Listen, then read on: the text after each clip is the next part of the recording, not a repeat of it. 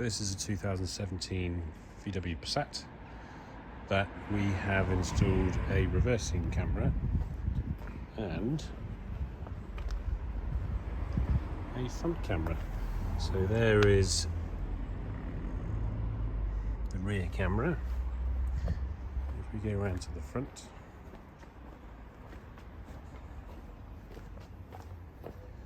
you will see the front camera just there. So what will happen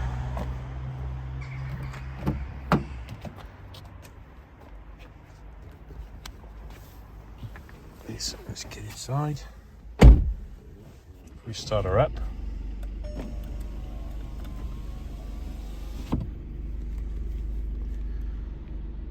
Oops. So all you do is put it in reverse.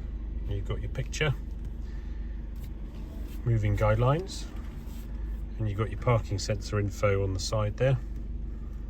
And then when you put it into drive, you have front camera.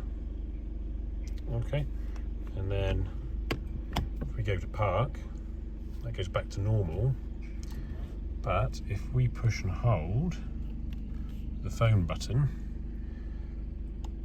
for up to 5 seconds, you have your front camera activation as well. And then simply push it once and it goes.